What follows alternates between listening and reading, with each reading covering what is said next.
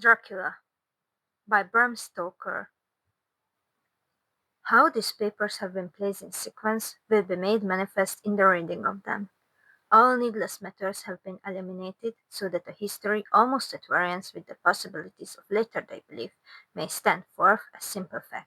There is throughout no statement of past things wherein memory may err, for all the records chosen are exactly contemporary, given from the standpoints and within the range of knowledge of those who made them.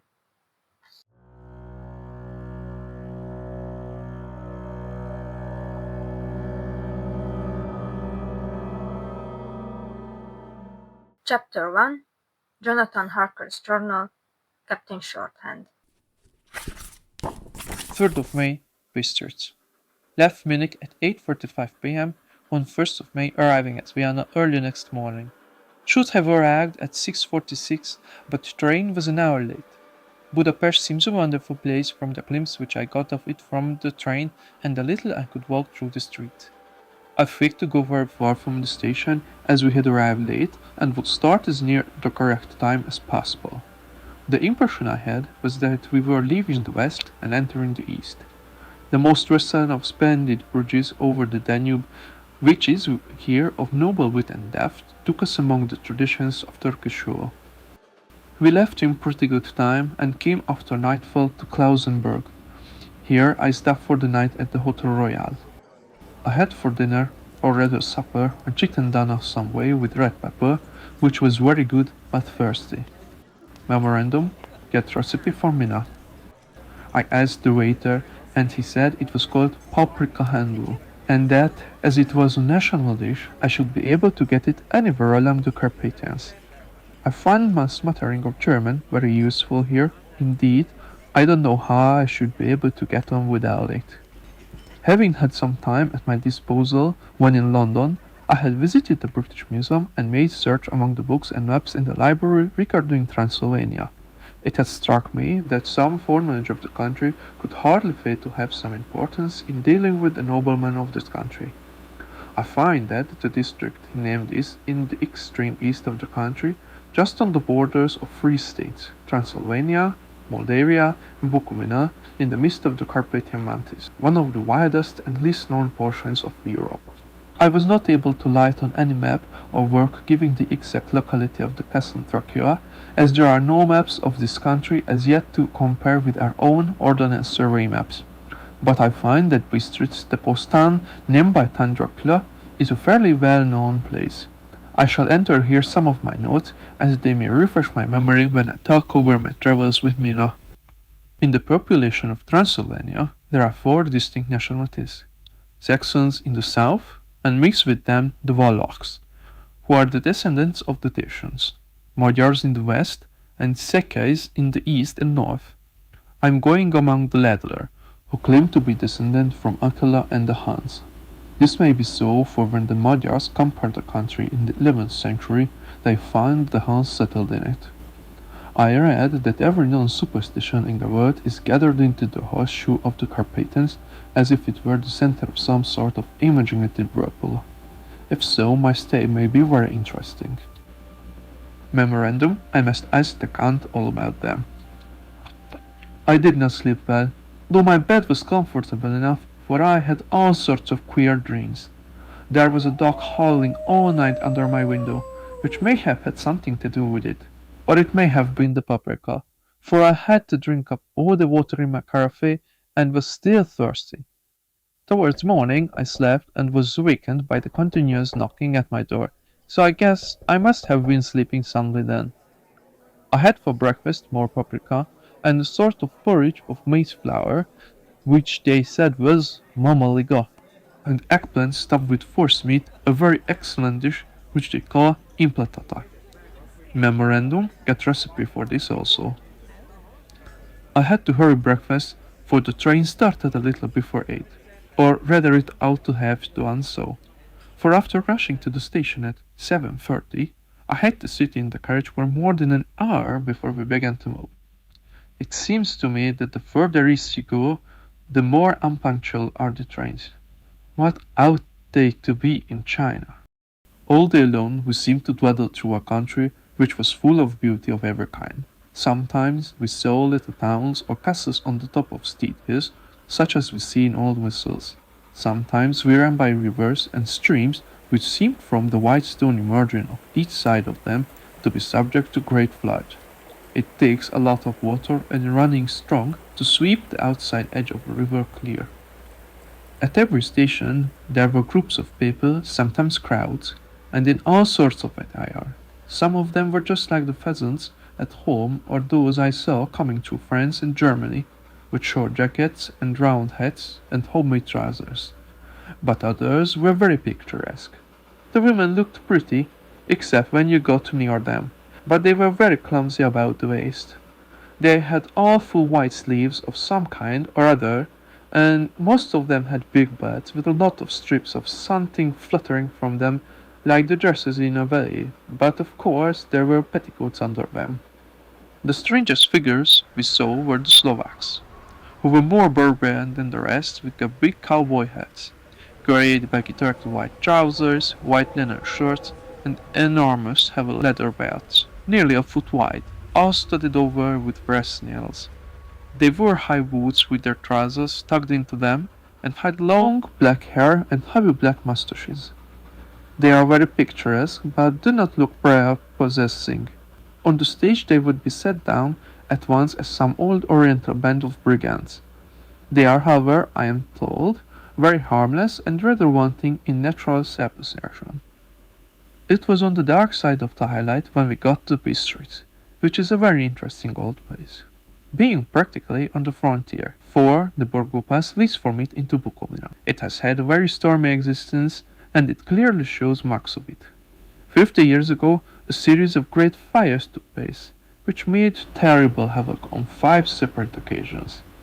At the very beginning of the 17th century, it underwent a siege of 3 weeks and lost 14,000 people, the casualties of war proper being assisted by famine and disease.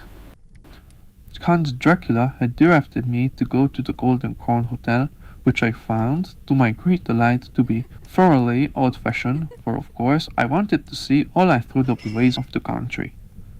I was evidently expected, for when I got near the door I faced a cheery-looking elderly woman in the usual peasant dress, white undergarment with a long double apron, front and back of colored stuff fitting almost too tight for modesty. When I came close she bowed and said, The Herr Englishman. "Yes," I said, "Jonathan Harker." She smiled and gave some message to an elderly man in white shirt sleeves, who had followed her to the door, but immediately returned with a letter. My friend, welcome to the Carpathians. I am anxiously expecting you. Sleep well tonight. At 3 tomorrow the diligence will start for Bukovina. A place on it is kept for you. At the Borgo Pass my carriage will await you and will bring you to me. I trust that your journey from London has been a happy one, and that you will enjoy your stay in my beautiful land. Your friend, Dracula. 4th of May. I found that my landlord had got a letter from the Count, directing him to secure the best place on the coach for me. But on making inquiries as to details he seemed somewhat reticent and pretended that he could not understand my German. This could not be true, because after then he had understood it perfectly. At least he answered my questions exactly as if he did. He and his wife, the old lady who had received me, looked at each other in a frightened sort of way. He mumbled out that the money had been sent in a letter, and that was all he knew.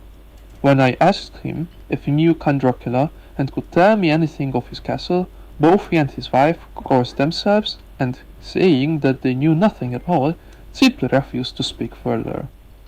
It was so near the time of starting that I had no time to ask anyone else, for it was all very mysterious and not by any means comforting. Just before I was leaving, the old lady came up to my room and said in a hysterical way, Must you go? Oh, young Herr, must you go? She was in such an excited state that she seemed to have lost her grip of what German she knew and mixed it all up with some other language which I did not know at all. I was just able to follow her by asking many questions. When I told her that I must go at once and that I was engaged on important business, she asked again. Do you know what day it is? I answered that it was the 4th of May. She shook her head and she said again, Oh, yes, I know that, but do you know what day it is? On my seeing that I did not understand, she went on. It is the eve of St. George's Day. Do you not know that tonight, when the clock strikes midnight, all the evil things in the world will have full sway? Do you know where you are going and what you are going to? She was in such evident distress that I had tried to comfort her, but without effect. Finally, she went down on her knees and implored me not to go, at least to wait a day or two before starting. It was all very ridiculous, but I did not feel comfortable. However, there was business to be done, and I could allow nothing to interfere with it. I tried to raise her up and said as gravely as I could that I thanked her but my duty was imperative and that I must go. She then rose and dried her eyes and taking the crucifix from her neck offered it to me. I did not know what to do, for as an English churchman I have been taught to regard such things as in some measure idolaters, and yet it seemed so ungracious to refuse an old lady meaning so well and in such a state of mind. She saw, I suppose, the doubt in my face, for she put a rosary around my neck and said, For your mother's sake. and went out of the room. I am writing up this part of the diary whilst I am waiting for the coach, which is of course late. And the crucifix is still around my neck. Whether it is the old lady's fear, or the many ghostly traditions of this place, or the crucifix itself, I do not know, but I am not feeling nearly as easy in my mind as usual. If this book should ever reach me now before I do, let it bring my goodbye. Here comes the coach. 5th of May, the castle. The grey of the morning has passed, and the sun is high over the distant horizon, which seems jagged. Whether with trees or hills I know not, for it is so far off that big things and little are mixed.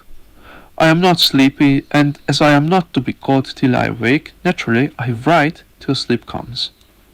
There are many odd things to put down, and lest who reads them may fancy that I dined too well before I left Bistritz. Let me put down my dinner exactly. I dined on what they called robber steak, bits of bacon, onion, and beef seasoned with red pepper, and strung on sticks and roasted over the fire in simple style of the London cat's meat.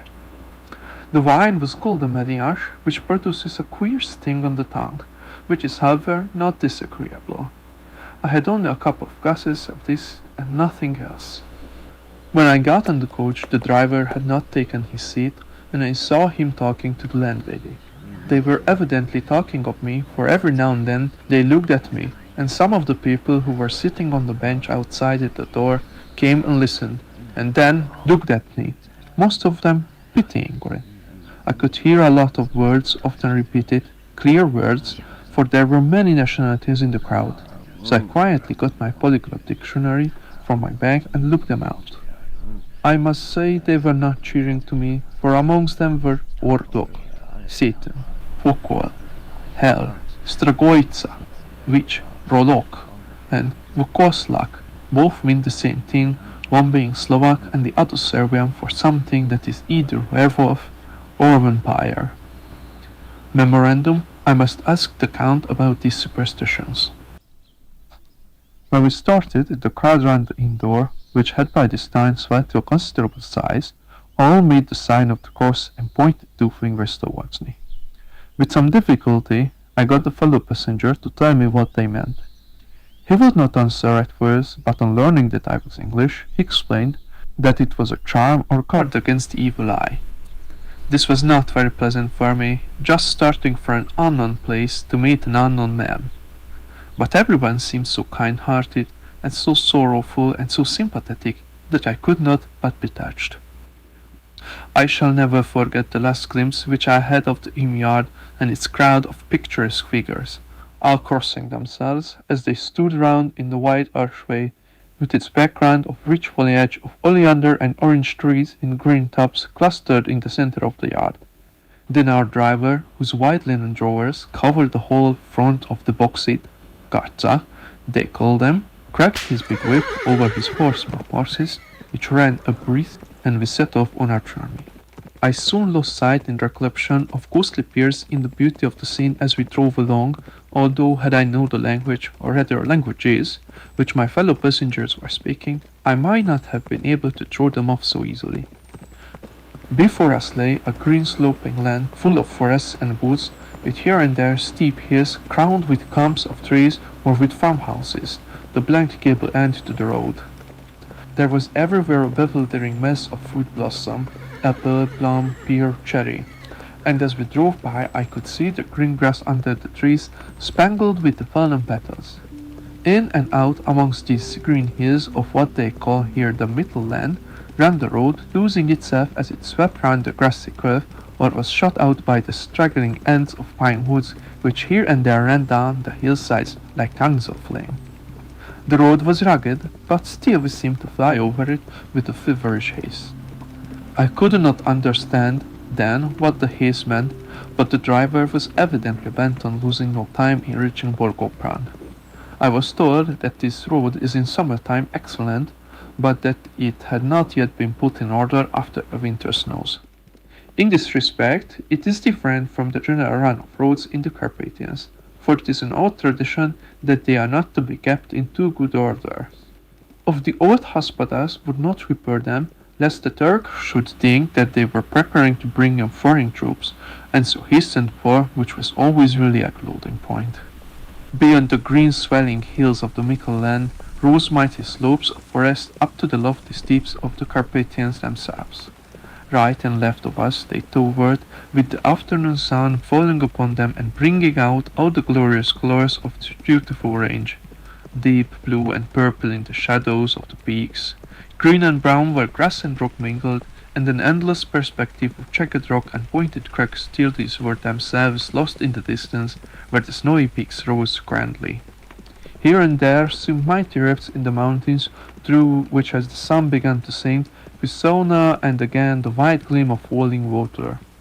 One of my companions touched my arm as we swept round the base of a hill and opened up the lofty, snow-covered peak of the mountain, which seemed, as we wound on our serpentine way, to be right before us.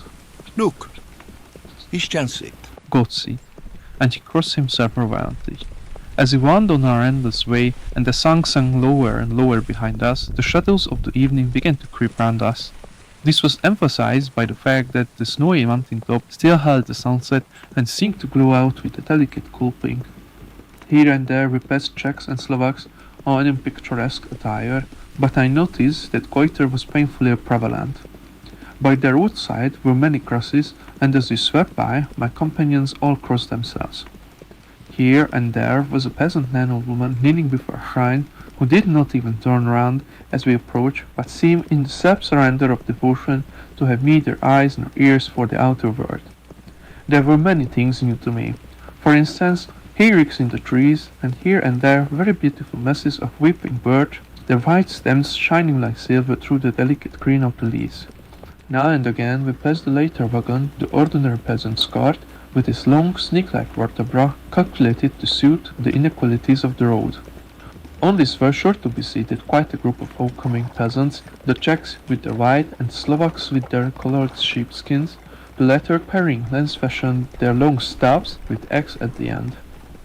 As the evening fell, it began to get very cold, and the growing twilight seemed to merge into one dark mistiness the gloom of the trees, oak, beech, and pine, through in the valley which ran deep between the spurs of the hills. As we ascended through the pass, their dark firs stood out here and there against the background of late-lying snow.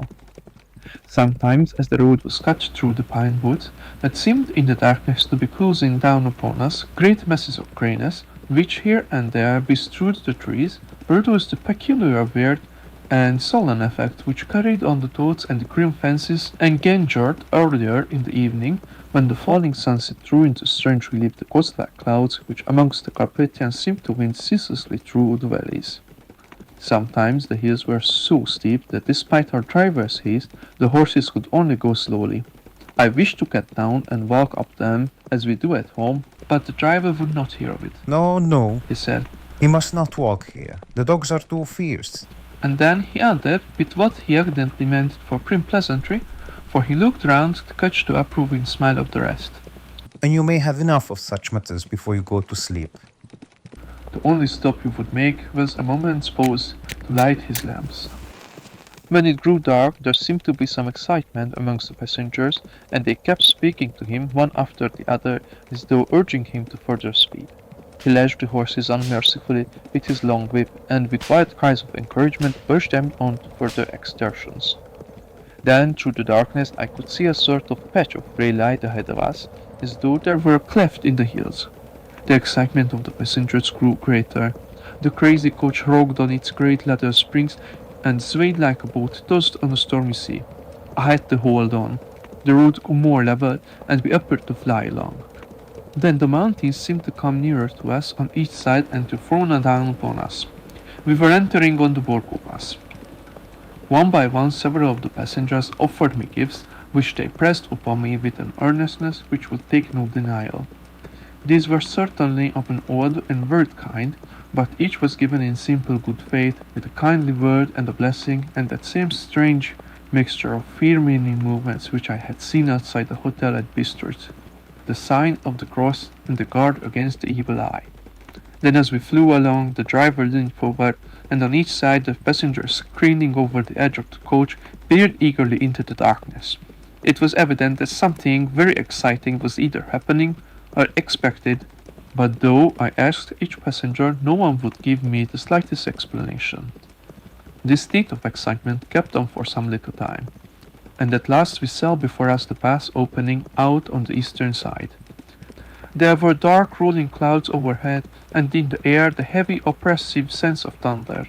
It seemed as though the mountain range had separated two atmospheres, and that now we had got into the thunderous swamp. I was now myself looking out for the conveyance which was to take me to the Count. Each moment I expected to see the glare of lamps through the blackness, but all was dark. The only light was the flickering rays of our own lamps, in which the steam from our hand-driven horses rose in a white cloud. We could see now the sandy road lying white before us, but there was on it no sign of a vehicle. The passengers drew back with a sigh of gladness, which seemed to mock my own disappointment. I was already thinking what I had best do, when the driver, looking at his watch, said to the others something which I could hardly hear, as it was spoken so quietly and in so low a tone. I thought it was An hour less than the time. Then turning to me, he spoke in German worse than my own. There is no carriage here. The Herr is not expected after all. He will not come on to Bukovina and return tomorrow, or the next day. Better the next day. Whilst he was speaking, the horses began to neigh and snort and plunge wildly, so that the driver had to hold them up. Then, amongst a chorus of screams from the peasants and the universal crossing of themselves, a calash with 4 horses drove up behind us, overtook us, and drew up beside the coach. I could see from the flash of our lamps, as the rays fell on them, that the horses were coal-black and splendid animals. They were driven by a tall man, with a long brown beard and a great black hat which seemed to hide his face from us. I could only see the gleam of a pair of very bright eyes which seemed red in the lamplight as he turned to us. He said to the driver, You are early tonight, my friend. The man stammered in reply, The English Herr was in a hurry. to which the stranger replied, That is why I suppose you wished him to go on to Bukovina. You cannot deceive me, my friend. I know too much, and my horses are swift. As he spoke, he smiled, and the lamplight fell on a hard-looking mouth with very red lips and sharp-looking teeth as white as ivory. One of my companions whispered to another the line from Burger's Lenore, Denn die Toten reiten schnell. for the dead travel fast. The strange driver evidently heard the words, for he looked off with a gleaming smile. The passenger turned his face away, at the same time putting out his 2 fingers and crossing himself. Give me the Herr's luggage. Said the driver, and with exceeding alacrity my bags were handed out and put in the calash. Then I descended from the side of the coach as the calash was close alongside, the driver helping me with a hand which caught my arm in a grip of steel. His strength must have been prodigious. Without a word he shook his reins, and the horses turned, and we swept into the darkness of the pass. As I looked back, I saw the steam from the horses of the coach by the light of the lamps, and projected against it the figures of my late companions crossing themselves. Then the driver cracked his whip and called to his horses, and off they swept on their way to Bukovina. As they sank into the darkness, I felt a strange chill, and a lonely feeling come over me. But the cloak was thrown over my shoulders, and the rug across my knees, and the driver said in excellent German, "The night is chill, mein Herr, and my master, the Khan, bade me to take care of you. There is a flask of Slivovitz the plum brandy of the country. underneath the seat if you should require it." I did not take any, but it was a comfort to know it was there all the same. I felt a little strangely and not a little frightened. I think had there been any alternative, I should have taken it, instead of prosecuting that unknown night journey. The carriage went at a hard pace straight along. Then we made a complete turn and went along another straight road. It seemed to me that we were simply going over and over the same ground again, and so I took note of some salient point and found that it was so. I would have liked to ask the driver what this all meant, but I really feared to do so, for I thought that, placed as I was, any protest would have had no effect in case there had been any intention to delay. By and by, however, as I was curious to know how time was passing, I struck a match and by its flame looked at my watch. It was within a few minutes of midnight. This gave me a sort of shock, for I suppose the general superstition about midnight was increased by my recent experiences. I waited with a sick feeling of suspense.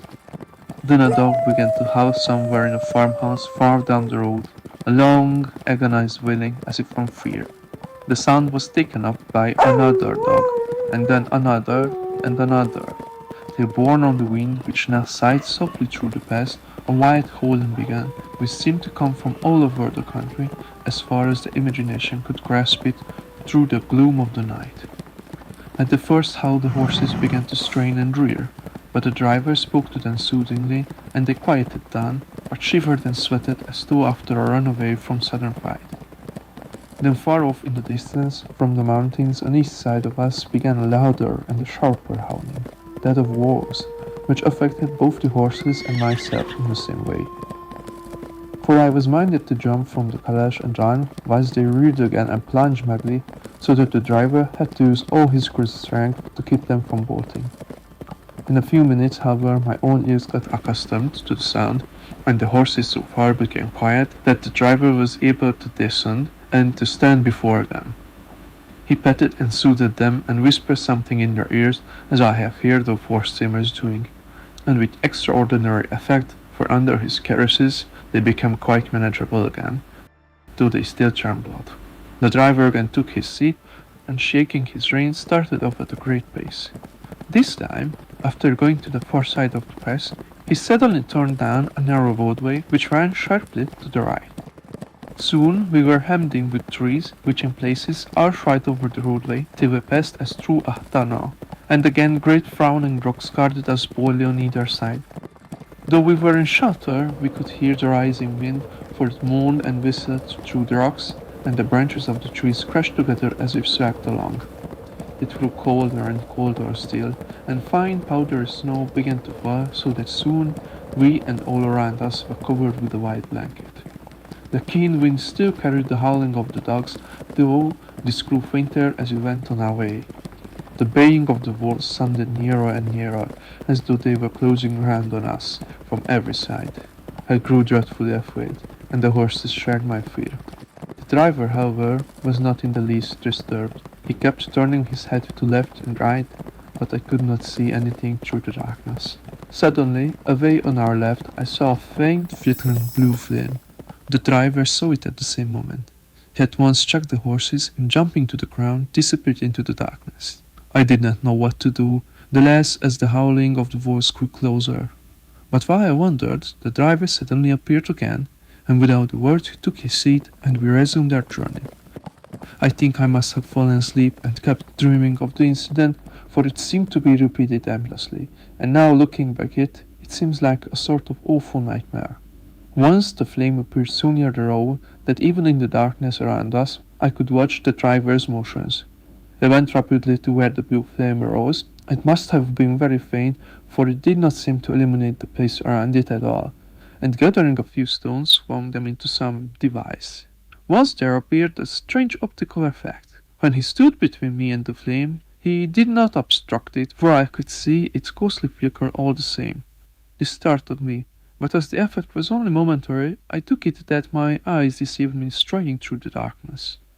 Then for a time there were no blue flames, and we sped onwards through the gloom, with the howling of the wolves around us, as though they were following in a moving circle.